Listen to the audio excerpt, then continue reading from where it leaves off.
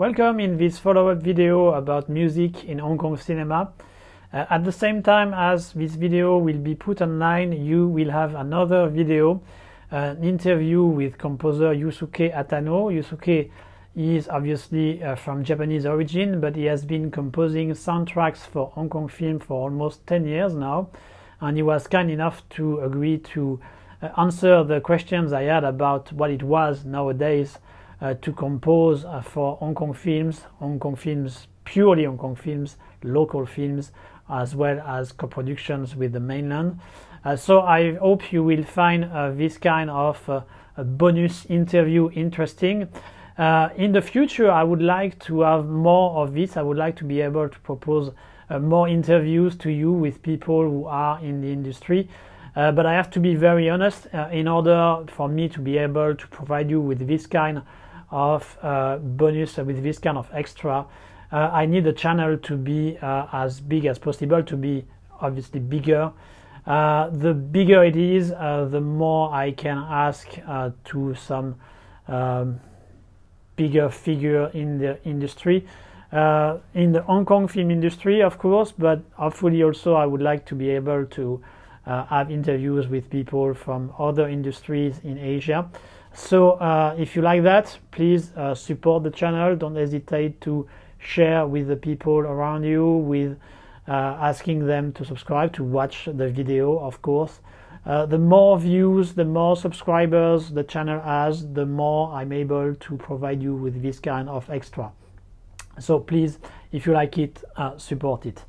At the same time, that's something I don't do often, but it's been almost 1 year since I talk about that, so I think it's the right time to talk about it. Doing work like this, like doing video like I'm doing right now, but the main video also I'm doing with the voiceover, like the one I did about music in Hong Kong cinema. Of course, that takes a lot of time from me, and doing interviews like I did with Yusuke Hatano also takes a lot of time. You have to set it up, you have to prepare the questions, you have to go and shoot it, you have to spend also quite some time editing it, you have to work on the translation, French translation in my case, or other language translation. Well, that's not something you are necessarily very concerned with, but anyway, it takes a lot of time. And so if you like, once again, the work I'm doing on this channel, if you appreciate the effort and hopefully the quality of the video, please don't hesitate to support the channel financially. There is a utip, there is a tipeee, so there are different ways for you to be able to support the channel financially. As I said, any help on that matter will be greatly appreciated. So now I will get directly into the core of the video with the different questions and comments I got about the subject of music in Hong Kong film. And one of the observations I got was from Jean-Noël, who said that he expected me to do a book on the subject of music in Hong Kong films. For those of you who don't know, I'm actually also a writer. I've written a book about cops and triad films, and I will have soon another book about Choyark being released. But those books are in French, so you may not be aware of that work. But so he expected I would be doing a book about music in Hong Kong films. While I think it would be extremely interesting, and I really hope one day such a book will exist, I must confess that it probably won't be me writing it.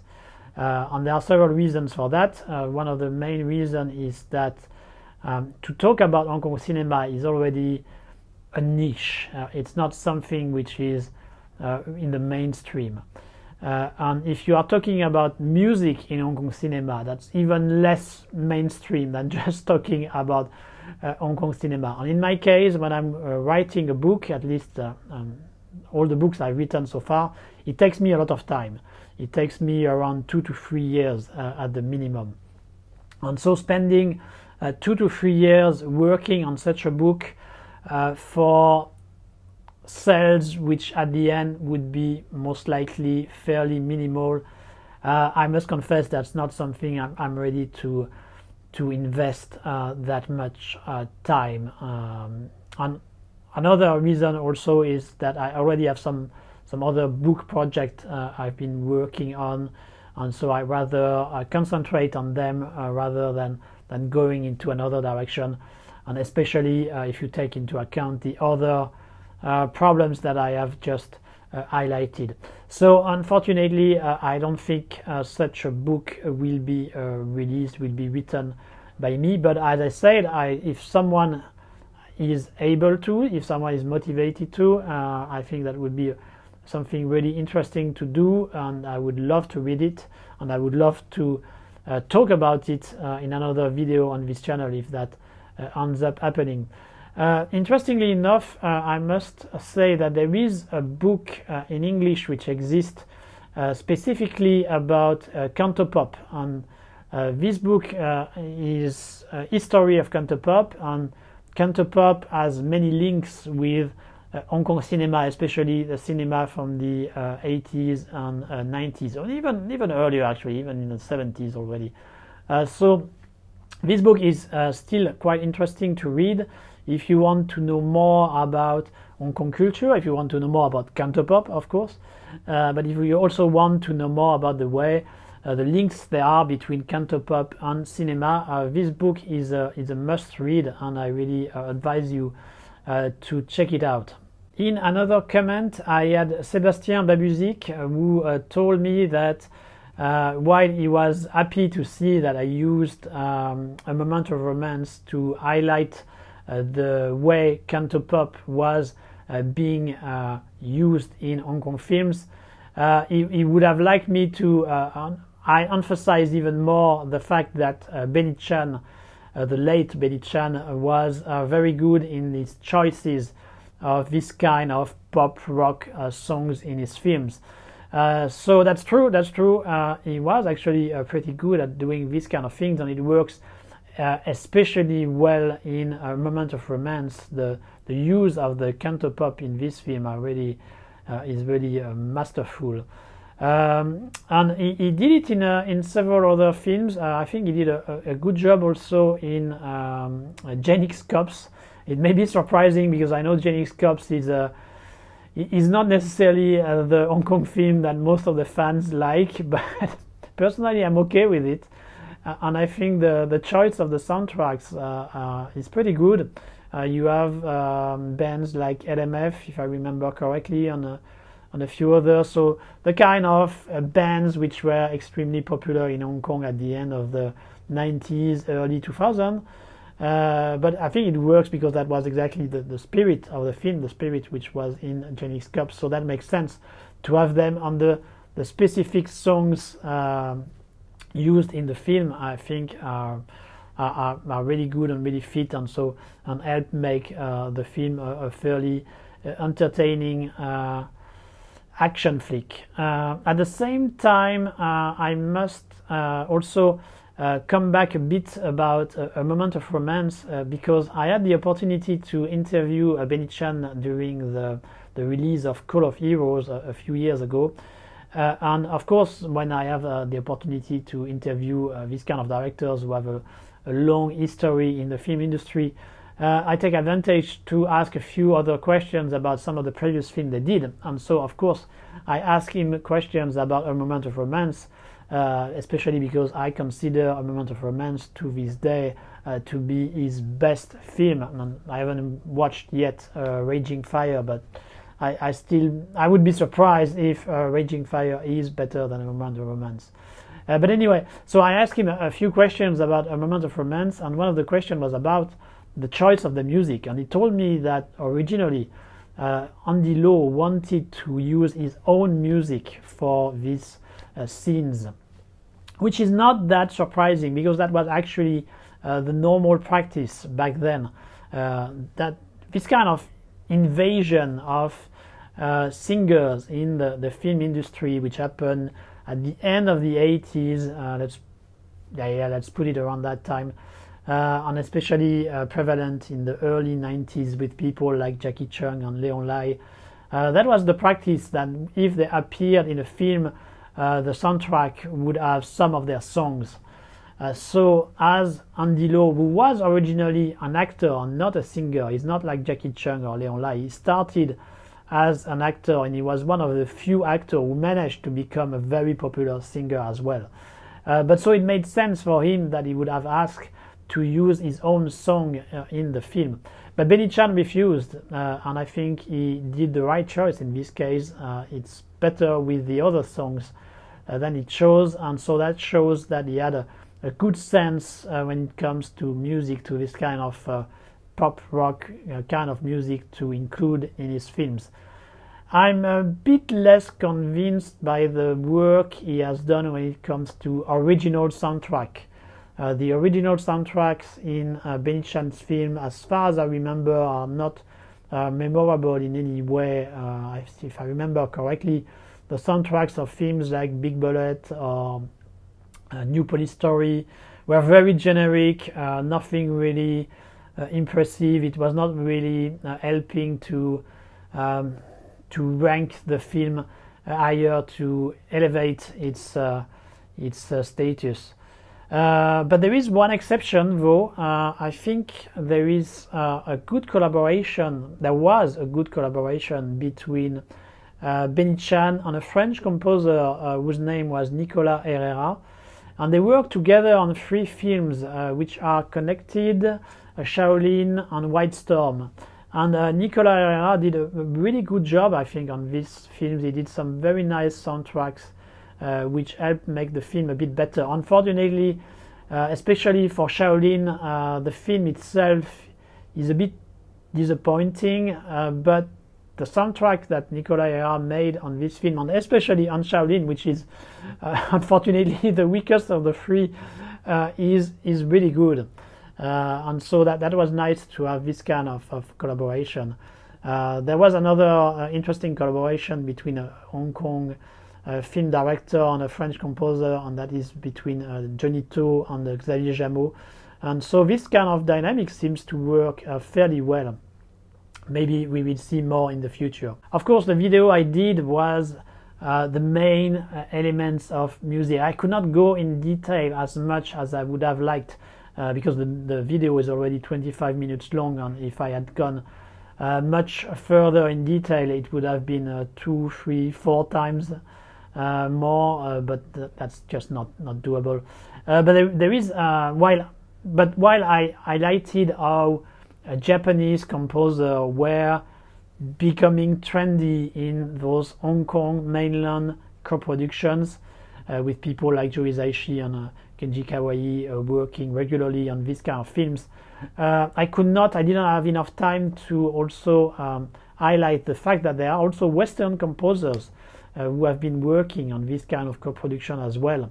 So I already talked a bit about Nicolas Herrera, but there are some others. For example, Christopher Young did the soundtrack for The Monkey King, the Soi Cheng's Monkey King with Donnie Yen, and he did a really good job. And there were several others who were involved on some of those co-productions, and once again, almost all of them did very good soundtrack, and I really advise you to check some of them. There was also Jong Koi, the movie co-directed by Peter Pao, which had a soundtrack by a Western composer, and once again, worked very well. So don't hesitate to check what those composers have done. This kind of collaboration seems to work pretty well, so let's hope it will continue in the future.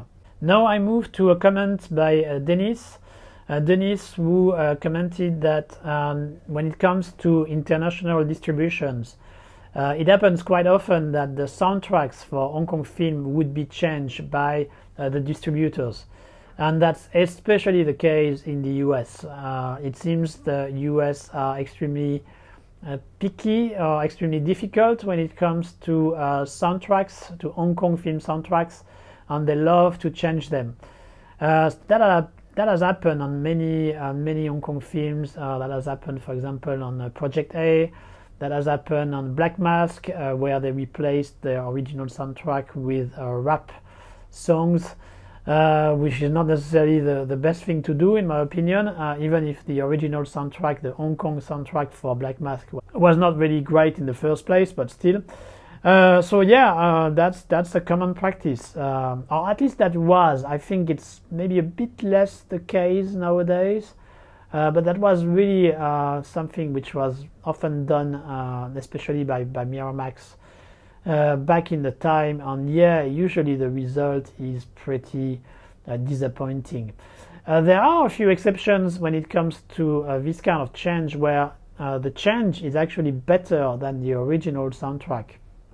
And one example I can give is Wheels on Meals, the movie directed by Sammo Hung with Jackie Chan and Yuen Biao, and which has a very automatic pilot kind of soundtrack when it comes to its original Hong Kong composition. It's very uninspired, very bland.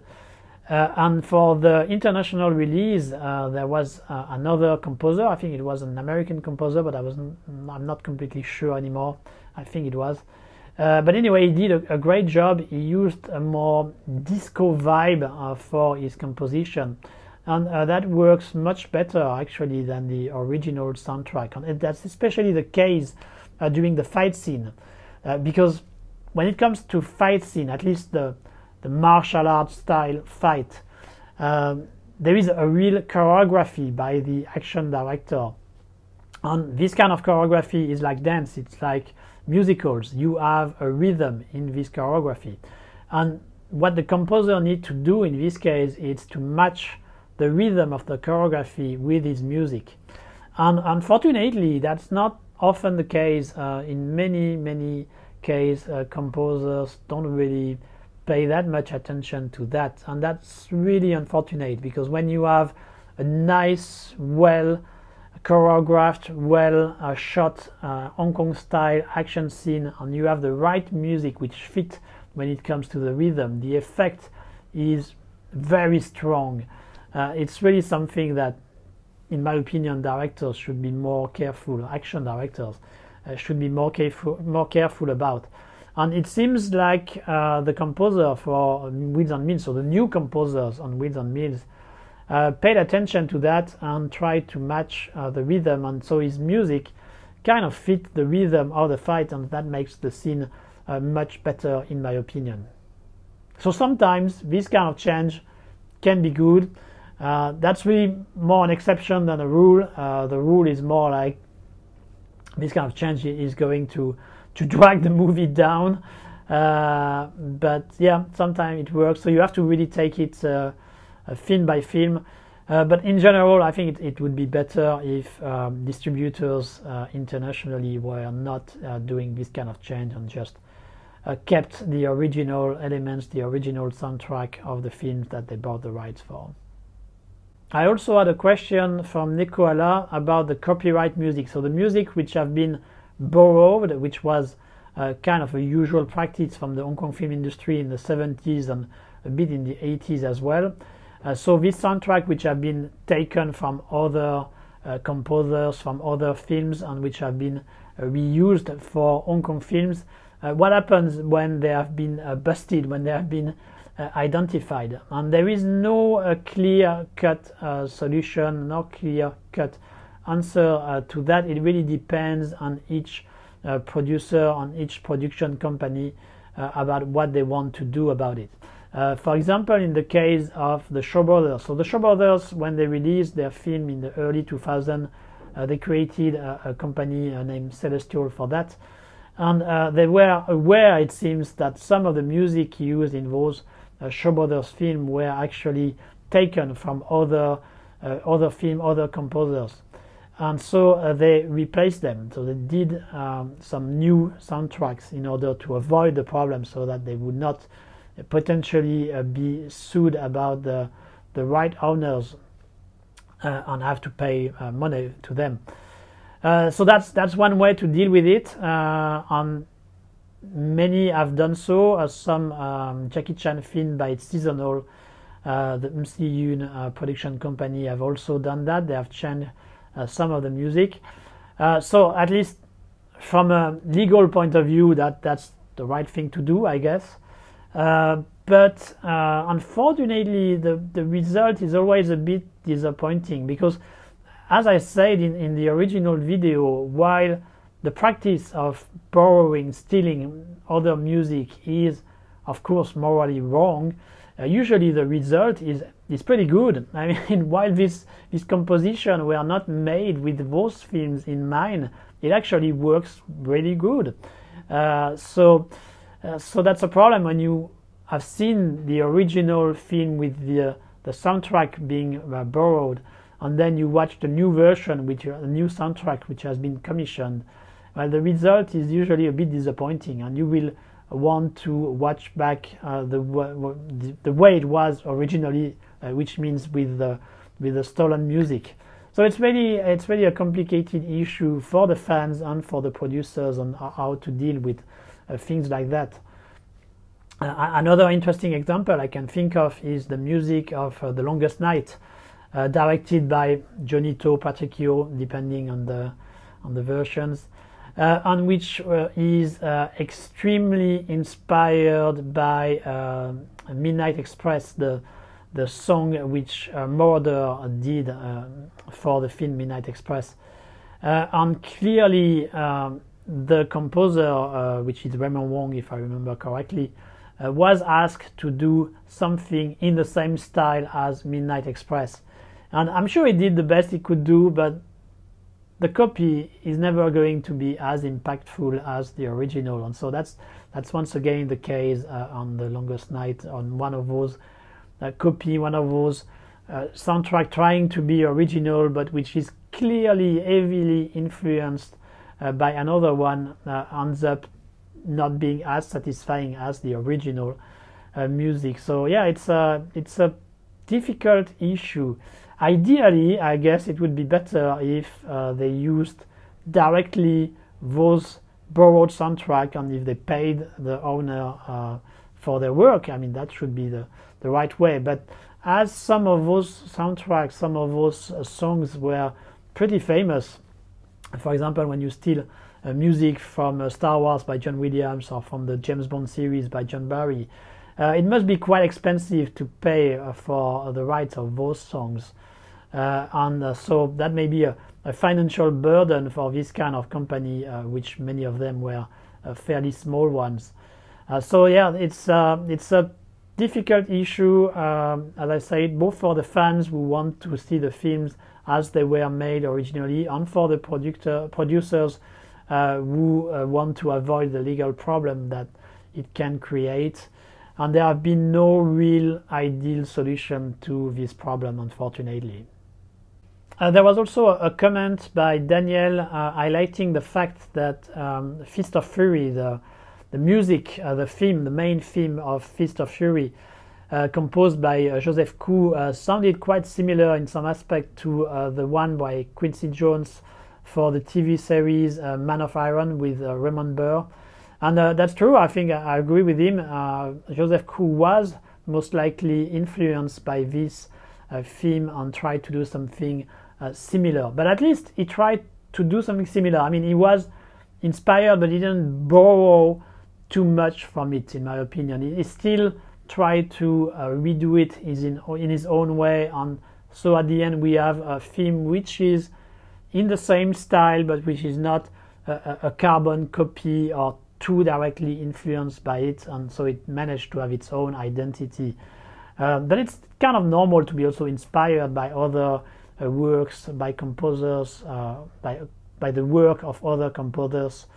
So in this case, I would not really call it borrowing or stealing the main theme from Quincy Jones. It's more like an inspiration, but it led to still some kind of original creation by Joseph Koo, and so that's fair game, in my opinion. There, that's something which also happened quite often elsewhere in other industries, that may be Hollywood, that may be in Europe, that may be in India. So when there is a trend, when there is a style which is working pretty well, then you would have composers doing their own thing in the same style. I'm thinking, for example, of Bill Conti's soundtrack of Master of the Universe, which is heavily inspired by John Williams' work on the Star Wars.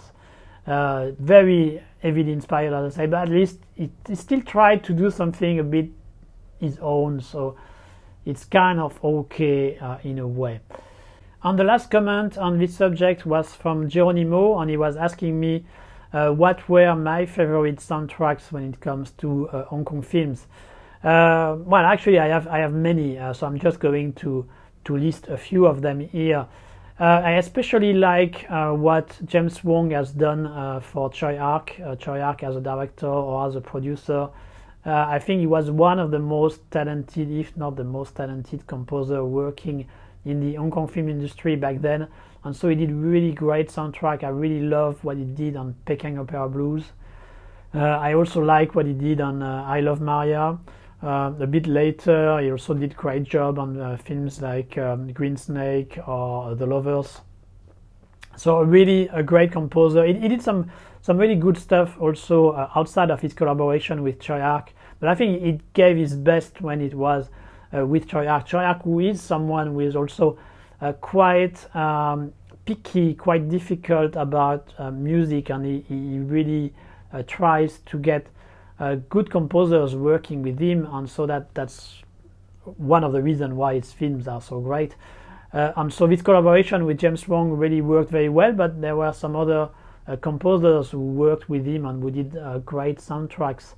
I'm thinking, for example, of Kenji Kawai on Seven Swords, and I also especially like the soundtrack which was composed for Legend of Zoo. Legend of Zoo is not a movie which is very much appreciated by Hong Kong film fans in general. I personally love it, but I know I'm in the minority there. But even if you don't like Legend of Zoo, which I can understand why, you should at least appreciate the soundtrack, because the soundtrack is really a great job there.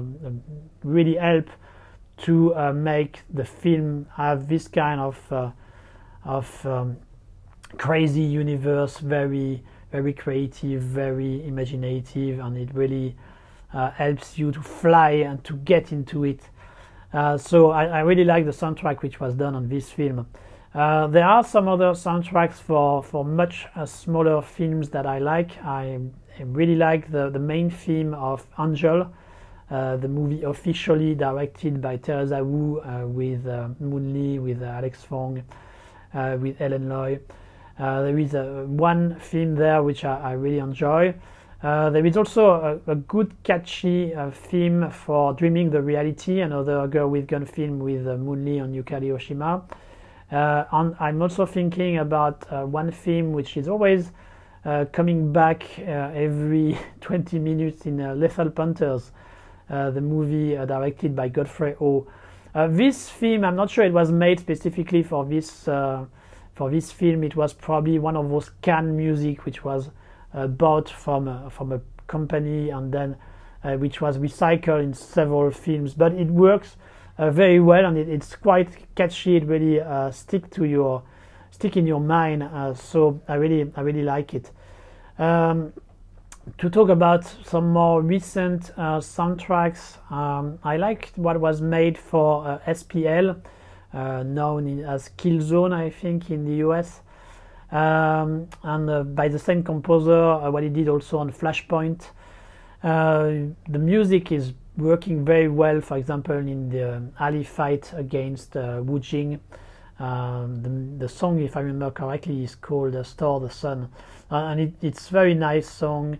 What he did for the final, the fight between Donnie Yen and Nai Singh was great also. That's one of the examples of what I gave, to have a music which fits with the rhythm of a fight scene, and that's what he managed to do on Flashpoint, and that helps making a fight scene which by itself is already great, which is great choreography, very well shot, and to have a music which really fits the rhythm of the fight really makes the scene even stronger than if it was just by itself without music. So that's really a great job, and I really like what the composer did on this final action scene.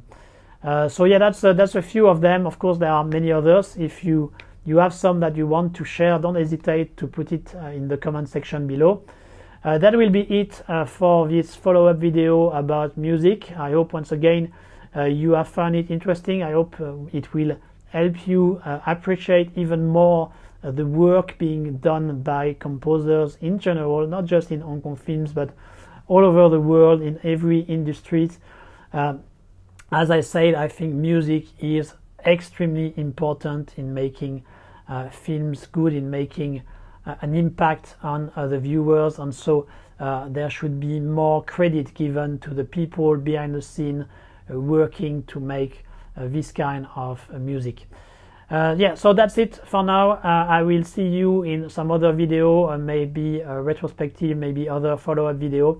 Until then, take care.